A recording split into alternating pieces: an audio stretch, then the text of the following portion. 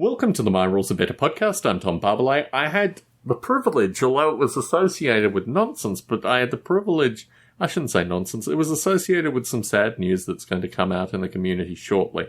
But I had the privilege of talking with Chris Abbott today, verbally talking with Chris. And that was an amazing, these days, human interaction are few and far between.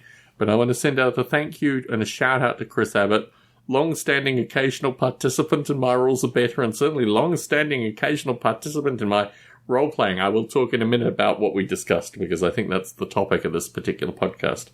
And also Roger Kreisler.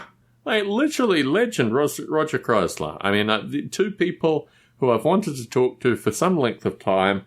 Briefly, Roger unfortunately was only text chat, but I got to talk to Chris Abbott. So in this day and age, that is a luxury. I've also had correspondence with Barney Dicker today, but I wanted to send a shout out. I don't know if David Sermon listens to this podcast. If he doesn't, certainly his peers do. I just want to put a call out there. David, historically, I've heard, is running a D&D campaign now.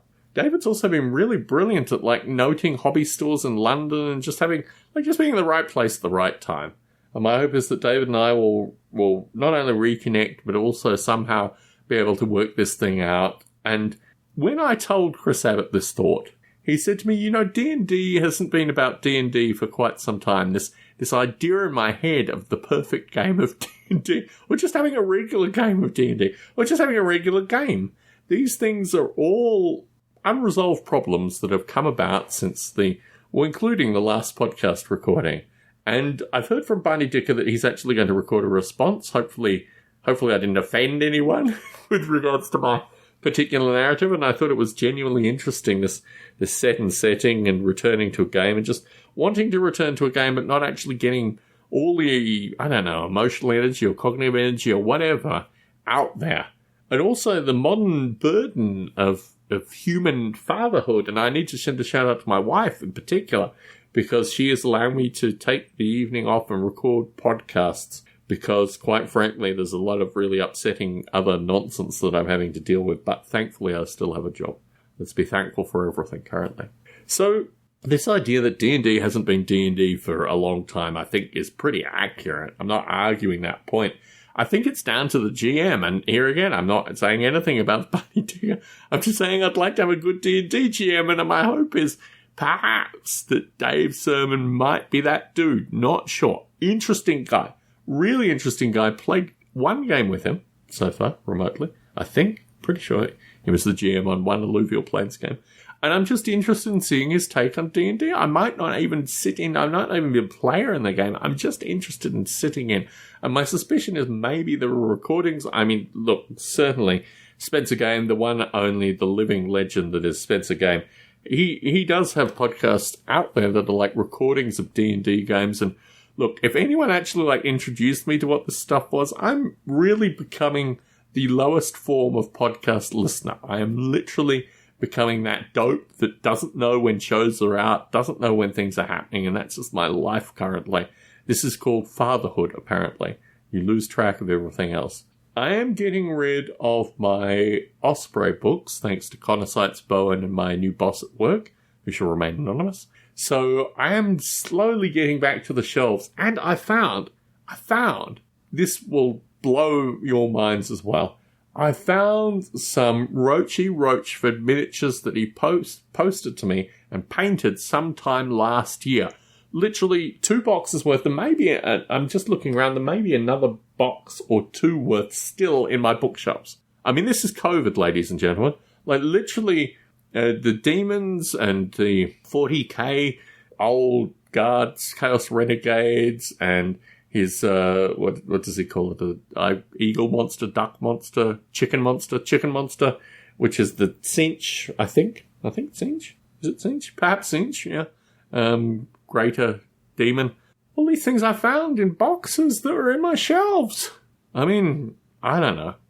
Seriously, if you need to understand how crazy things are currently for me, listen to that and just take that in. That I have these beautifully painted miniatures of such a high quality literally just in my bookshelves, unknown to me until I take them out. I didn't even put labels on them. I remember faintly not including, because most of the miniatures, when I receive them, go into metal boxes.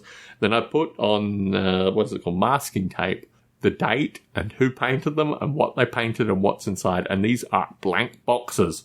So clearly, seriously, something was going really curious in the time of the end of COVID when this thing occurred.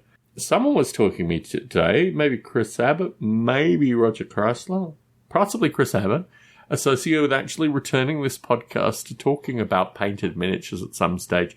That most definitely is going to happen. And you all, as listeners, are remarkably agile-minded and thankfully very loyal to this particular recording, because the whole thing is crazy. Let's talk about a D&D game. So, what kind of stuff am I looking out of a D&D game? I'm looking for my mind to be exercised in ways that have only ever been done historically. Not quite true. RuneQuest has given that possibility at some stage, but there's just something about Dungeons & Dragons. Well, it's how it's played in the later rule systems, to Chris Abbott's point, but there's something just about old school D&D played even with contemporary D&D rules, which is just a fun time. And I'm looking for a fun time. I'm not looking for something emotionally convoluted. I'm not looking to be, challenged in such a way. And my relationship with Barney Dicker is a large way about a challenge. And maybe I'm more responsible for this narrative than Barney Dicker ever has been, but it certainly came out in the last recording. And I'm just looking for something that I can enjoy and point to and say, hey, that's role-playing. Hey, I'm a role player. Hey, I enjoy doing that, which in of itself, even saying out loud, sounds kind of curious. But then again, you're talking to a man who literally finds a lot of miniatures of some degree of value hidden in his own bookshelves. So I'm really proud to have listeners such as yourself listen into this particular recording and get from it what you will. So, could I create such a D&D game myself, potentially in the future, without question? Have I historically? Yes. I feel disconnected from that Tom of times past, but that Tom once existed. Would I be able to be a player in a game with a GM such as David Sermon, with the potential that it might make me feel like I'm actually doing something successfully role-playing, at least on my level? Potentially. My wife said to me and looked at me and said, so, right, you've got your Osprey books sorted. It's nice to get the shelving back. She didn't know about the miniatures.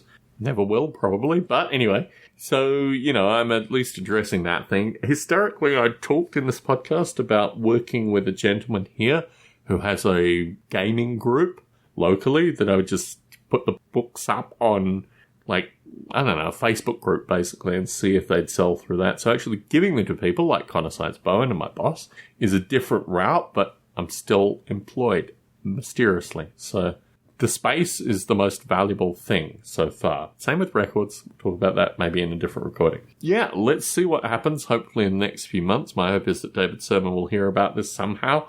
Maybe actually come and listen to this. Certainly Spencer Game, you are responsible, as is Barney Dicker, hardly responsible, but potentially associated with getting this information back to him. I'm also going to probably post on the 4-person Discord group, which seems to be a strange series of dances between mainly Barney and me. Occasionally Spencer gets in there. I did see David Sermon online on a couple of occasions, but who knows? Maybe this D&D game does not exist, in which case it puts the burden on me to create the D&D game, which I think I might actually do. This whole Just Plain Cast rule system, still there, just a crazy period of time. I've talked in one of my other podcasts, the main other podcast that I talk about in a solo sense, about what's happening with the Sea Lion stuff, moving to London. London 1940, not me physically moving to London. Never likely in the current circumstances. Who knows in the future? Would be distinctly interesting because David Sermon lives in London. Potentially Spencer Game in the future. Wow, wouldn't it be amazing if Barney Dicker returned to London? I'm just going to leave that one out there. Anyway, so yeah, no plans personally to move to London, although it would be wonderful in a possible life for Tom to live in London. That would be really nice, actually. Have a nice job and have the girls there, and they could go to some, school, straw hats optional. Who knows? Yeah, one always has aspirations of this to become, another class, another person, another, who knows. Fantasy land, that's what it is. A fantasy land. Anyway, so, yeah. What happened with Sea Lion, moving it to London 1940, is just like hey, you never wrote anything. 35,000 words, meaningless. So anyway, thank you very much for listening to these ramblings. Just imagine that. Imagine having miniatures in a metal box on your shelf waiting for you to rediscover them.